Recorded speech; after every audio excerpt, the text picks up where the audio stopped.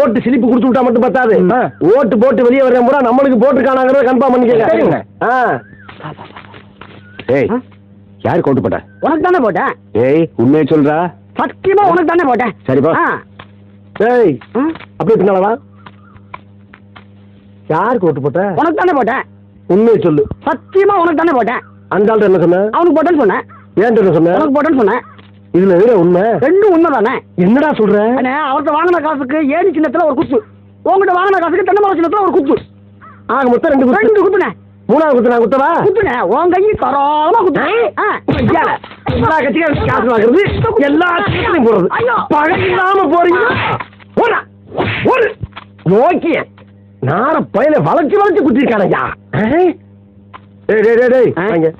ஆமா, நீ யாருக்கு ஓட்டு போட்ட? உன் சின்ன தென்னை மரத்துக்கு தானே போட்டிருக்கேன். சொல்றா? என் ஆத்தா சத்துமா தென்னை மரத்துக்கு தானே போட்டேன்.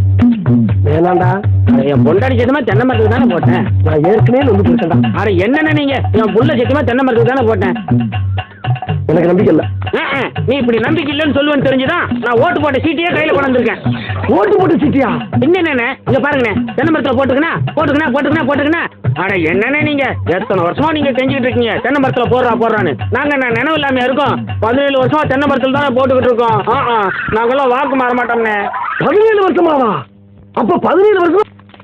ஏய் சுபையா, எப்படி இருக்கு? என்ன நிலவரம்? எப்படி போயிட்டு இருக்கு? இது வரைக்கும் உங்க அப்பா ஜெயிப்பாருங்கிற நம்பிக்கை இருந்துச்சு. இப்ப இடையில ஒரு 2 பேர்ட்ட பேச்சுவார்த்தை நடத்தினேன். உங்க அப்பா குளோஸ். என்னடா சொல்ற? ஏப்பா, ஏன் வேற என்னோட போட்டோம். நீ உள்ள போய் ஓடிச்சது அப்புறம் பெட்டியில போறாங்களான்னு பாரு. ஓட்டு பூரா நமக்கு தானே போடுறாங்க. ஓட்டு என்னமோ நம்மளுக்கு தான்டா போடுறாங்க. ஆனா சீட்டை பூரா வீட்டுக்கு கொண்டு போறாங்கடா.